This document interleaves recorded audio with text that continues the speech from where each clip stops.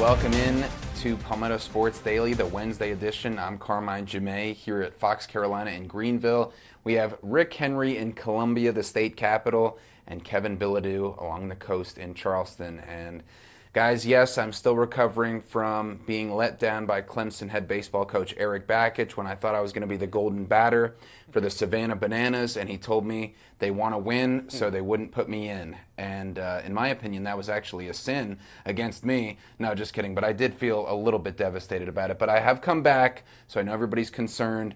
But now we're talking about college football and another concern for Clemson football because they're going up against a Duke team that is leading the entire country in passing offense as far as their quarterback, 315 passing yards per game.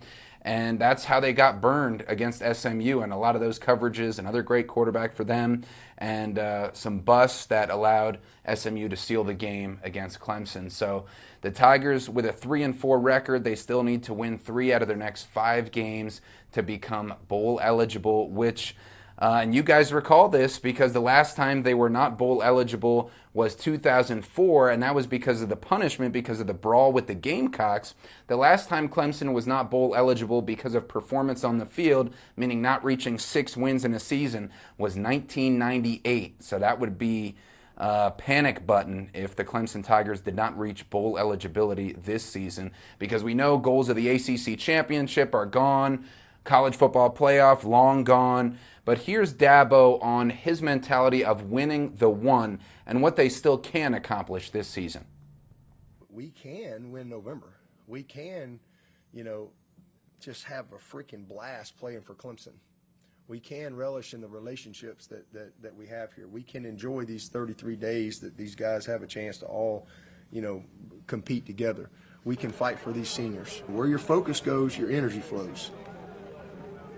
So you can focus on all the bad, that's where your energy is going there too. Or you can focus on what is good, and there's a lot of good. We got a lot of great young men on this team. We got a bunch of guys that care, and hey, we're going to battle it all the way to the end. And they sure are, and so is quarterback Cade Klubnik for Clemson. Just missed his first start in 35 games. He's trying to come back healthy from an ankle injury. He's been practicing this week, so we'll see if it's him or Christopher Vizina. But I'm concerned about this game, guys, because as far as the common opponents, Syracuse beat Clemson by almost 2 touchdowns in Tiger Town. Duke beat Syracuse by 35 points. And recently, Duke gave Georgia Tech a close game, losing by only 9, when, of course, Clemson lost to Georgia Tech with that 55-yard field goal at the buzzer. Rick, your thoughts on this matchup, and really from here on out for the Gamecocks and Clemson, it's pretty much must win to try and be bowl eligible. Well, first of all, with Clemson, what is the health of Cade Klubnik? Is he going to be able to go on Saturday against Duke? Is he going to be able to go anytime the rest of the season? Is it a case where he may just have to shut it down so he doesn't risk further injury as he looks ahead to his future? I think it looks kind of bleak for Clemson because you look at the remaining 5 games, which games are you counting as pretty sure wins for Clemson? Is it going to be Duke, Florida State? You have to go to Louisville. You play Furman, and then you have to play at South Carolina.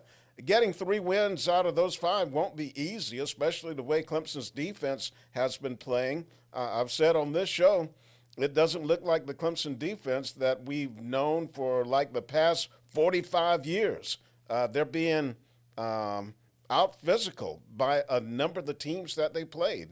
So, Kevin, I don't think it looks very good for Clemson at all. No, it doesn't. And, I would say there's 2 wins on that schedule, at least when you look at those last 5 games. Florida State's awful this year. They've got no wins in the conference, so I would think Clemson at home should be able to take care of business against the Seminoles there. And then, of course, the Furman game, that should be a victory as well. What I'm really rooting for is for them to win 2 of these next 4 and then go into South Carolina needing a win over the Gamecocks to become bowl eligible, with South Carolina already probably not going to be bowl eligible with the way they're going, and the Gamecocks trying to keep Clemson out of a bowl game, and it would be both of them missing a bowl game for the first time since they both skipped that bowl game because of the brawl back in, what did you say, Carmine? I think that was 2005. So I'm kind of rooting for anarchy as we get here towards the end of the season, Carmine. Because we're still holding on to some level of interest in this matchup. Obviously, the Palmetto Bowl by itself has a lot of interest, but not the interest that we thought coming off of last season when both teams were vying for the college football playoff spot, and definitely not the interest we thought coming into this season with both teams ranked in the top 25. Clemson ranked 4th, and the Gamecocks were, 13th to start the season, or in the top 15. So it's kind of crazy how the turntables have turned here, and we're just trying to salvage any hope of something being on the line for this game other than state bragging rights, of course. But Rick, that starts against Ole Miss for the Gamecocks. A very difficult stretch.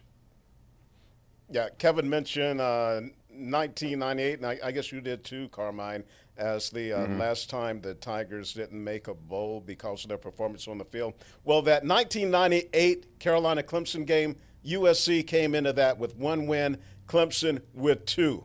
And this season kind of mirrors that one, where both teams have underachieved. Okay, looking at South Carolina. Wow, what a stretch of 5 games that they've had, all against nationally ranked SEC teams. They've lost the first 3. Saturday, they have 7th-ranked Ole Miss, and then after a bye week, they travel to Texas A&M, and they are currently ranked number 3. So, and they need to win one of those games to become bowl eligible. Then they'll have Coastal Carolina left and Clemson. And Clemson, if they have to come in here to Williams-Brice and they have a chance to knock USC out of a bowl trip, that is if they have 5 wins by then, they'll come in fired up. And South Carolina has not defeated Clemson at Williams-Brice Stadium since 2013. The Gamecocks played better last week against Alabama, but still, they shot themselves in the foot. Rasul Faison had bobbled a pass. It was returned for a pick 6. And then Lenore Sellers, with South Carolina having a chance to go down for the potential winning score, he fumbles. Alabama scores. So improved play, but not enough to beat a good team. And good teams don't need your help to beat them. Kevin? Yeah, I mean, we've been talking for a month now about this stretch, and they're on the back half of it now after playing 5, in the middle of playing 5 ranked teams in 5 weeks. I mean, it's a brutal stretch, and we've said it over and over again. I don't expect them to go into Ole Miss and win. I don't expect them to go to A&M and win either. So then you're talking about beating Coastal Carolina, and then you set up the game against Clemson. And if it shakes out this way that we think it's going to, it's no bowl game for the Gamecocks. And maybe, like we said earlier, they're trying to keep the Tigers out of a bowl game, which would make things at least a little bit interesting in that Palmetto Bowl and a noon start on a Saturday. But the way things are going, this should be like a 9:30 a.m. start, and they throw this on Tubi or something. To Carmine. Hey, we might be able to get the rights on Palmetto Sports and Entertainment Network. It might not be too late. We could air that game live. But you know what I was looking at, Kevin, and you'll find this interesting as a Patriots fan. I'm reading The Art of Winning by Bill Belichick, and it speaks to Rick's point about not beating yourself. And he had a page 199, because, of course, Tom Brady was the 199th pick. And in there, he has all the penalty categories that they were last in. Fewest penalties for, pre-snap penalties, offsides, alignment, everything on offense, in order to give yourself the best edge to try and win these closely contested games. Like you said, Rick, 1 fumble here, a pick 6 here, and, a few mistakes and you're out. So, but on the other side of this break, we're going to talk about the potential moving of the schedule in future years for the Palmetto Bowl and our thoughts and the head coach's thoughts of the Gamecocks and Tigers right after this.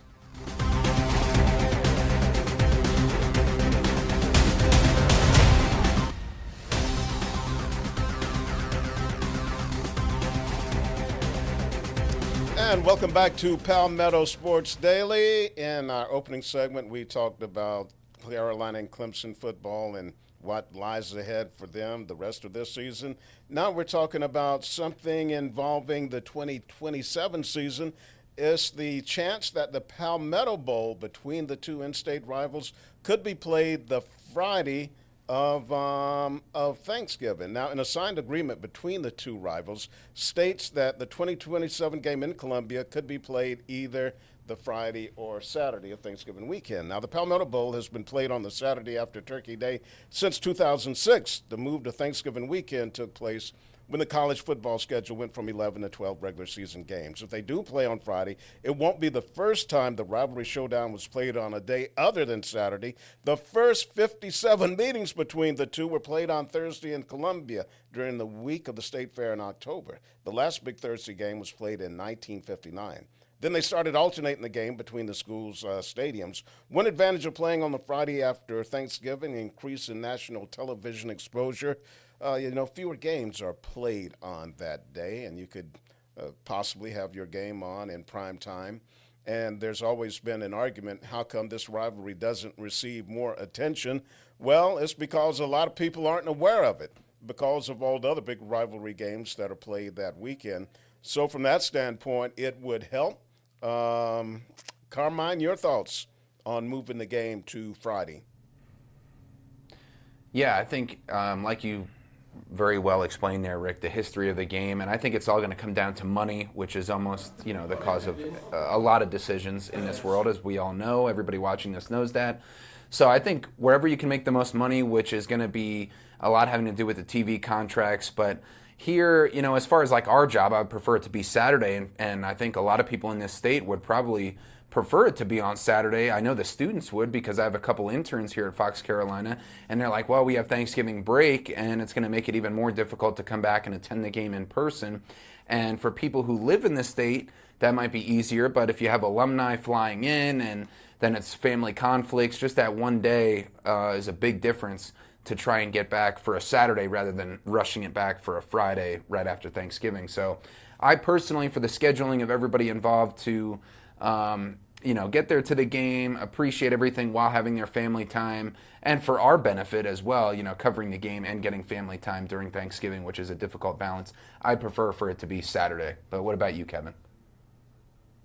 Yeah, this is a Saturday game, period, end of sentence. There should be no changing this at any point in the near future. And aside from all the scheduling stuff Carmine just mentioned, let's not forget the high school football playoffs are still going on at the time they play this Palmetto Bowl. And the Friday is usually the state semifinal. So there is more than enough football for us to worry about that Friday before the Palmetto Bowl gets played on that Saturday. So there's no reason to change this. Rick, you mentioned people are asking, why is this not a bigger rivalry, or why is it not nationally known as a bigger rivalry? It's because the teams haven't been as good. That's your main reason. This isn't Alabama and Auburn. This isn't Ohio State and Michigan. That's why it's not a bigger rivalry. It's because South Carolina and Clemson historically have not been as good as those teams, period. That's the main reason. Moving this game to Friday isn't going to fix that. Who normally plays on Black Friday? Do you guys know? No, you don't know, because nobody cares. It's a game we put on in the background while we get ready for high school football.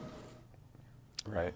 This rivalry week hasn't been the same since it was moved to Thanksgiving weekend. You look at the Tiger Burn here in Columbia. It's sparsely attended now because the students, a lot of them have already gone home for Thanksgiving. Conky's funeral up in the upstate. You don't hear about that as much. Personally, I'm okay with it being played on Friday because here's why. Again, this is personally. It's the last time that I had a complete Thanksgiving holiday, Thanksgiving off Friday, then you've got Saturday and Sunday. It was 1986 because I've always had to cover high school football. We'll still have to cover high school football. But then I'm looking at it, hey, if the game is on Friday, well, gee whiz, I could have Saturday and Sunday off. Again, that's just it's personal for me. But, yeah, it will seem strange not having it played on Saturday. So what did the coaches think about it? Here's Shane and Dabo. Yeah, 23 season, there was talk about us potentially doing that. There was talk about the possibility of that happening last year. So I know it's been something that has been talked about at different times. I know Dabo has talked about it, his feelings, my feelings. I'll always want to do what's best for the fans. I think it's great from an exposure standpoint because it would be the only game on. Everybody in the country was watching that Georgia Tech game last year that was on Friday night, including me, who stayed up way too late watching that game before a 12 noon kickoff at Clemson the next day. And I'm assuming our players were all up late. But you had the eyes of the country Friday night prime time. So there's a lot of positives from that standpoint. I don't know. They've asked me about that here many times. I've always voted for it on Saturday here. That's my vote. for a lot of reasons that I won't get back into. We just need to beat Duke this week. But if they want to move it, that's up to them. So my takeaway from Shane and Dabo, they're pretty much indifferent. It seems like they're okay keeping it on Saturday, but like you said, Kevin, money talks.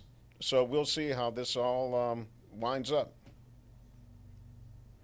Yeah, and Dabo's thought there, as far as just listening to the full press conference, when it's in Clemson, I know for a fact he wants to keep it on Saturday because of the business and all the benefits that brings to the tight-knit community of Clemson, the university, everybody tailgating, patronizing the stores, restaurants, all that. So, but he's a little more indifferent when it comes to Columbia. I know he's looking out for Tiger Town and their business, though, Kevin. Yeah, the other thing is, don't forget that the NFL has now moved games onto Black Friday as well. Excuse me. So that's something else you're going to have to contend against in addition to other college football games and the NBA. If we're going to move the game, let's move it back to those Thursdays where we all started this rivalry and put it Thursday in October to start the state fair. Let's just make it a big hoopla like that, guys. Oh, can you imagine the traffic during the state fair with Carolina Clemson? I think not. Hey, but the Gamecocks, I actually covered a Thanksgiving game at Williams-Brice Stadium, 1990, after the Carolina-Clemson game. South Carolina played West Virginia. That was really weird as well. All right, we're going to take a quick time out, and we'll be right back with more of Palmetto Sports Daily.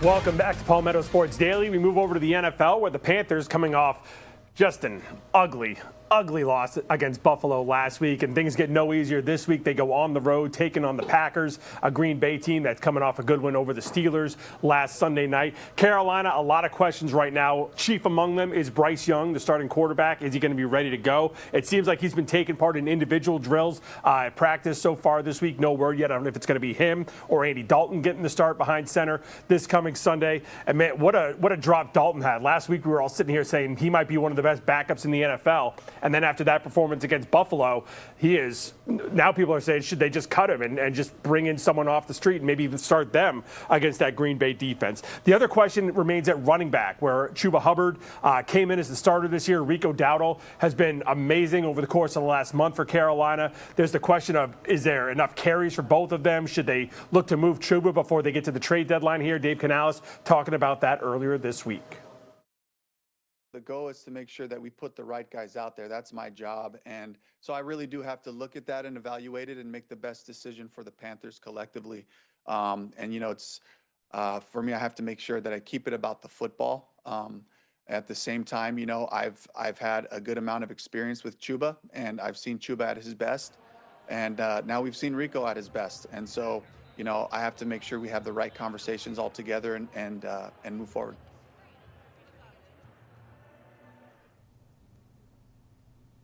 And it's an interesting dilemma, guys, because like I said, Rico's been playing just out of his mind over the course of the last month, and we've seen what he can do at Carolina as well. Chuba, though, he's put up numbers before, and I think it might be a mistake to just cut ties with him and put all your eggs in the Rico basket because, maybe this is just a good stretch for him, or maybe he gets hurt, and then you've got nothing in that backfield. So, Carmine, your thoughts on where the Panthers need to go, both at quarterback and running back?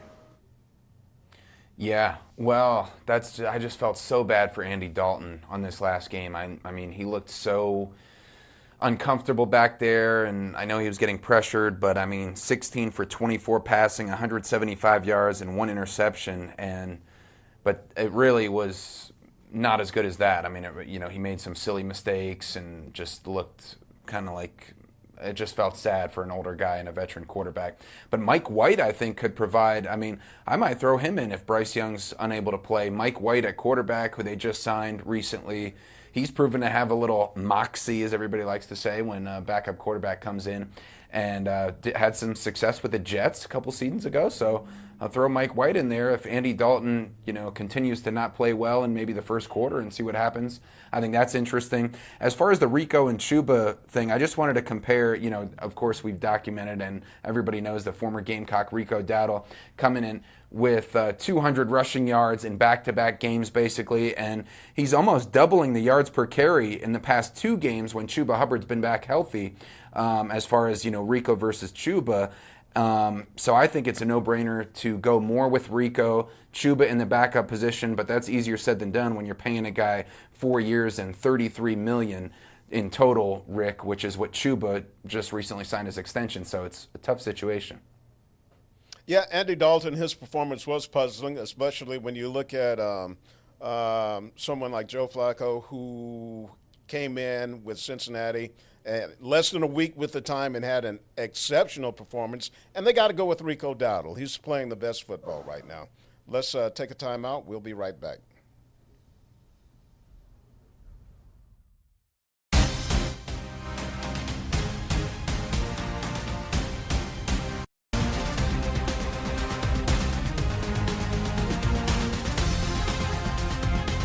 Welcome back to Palmetto Sports Daily for our final topic today, the playoff format for your major sports leagues. We've got the World Series going on right now. Their format is 2.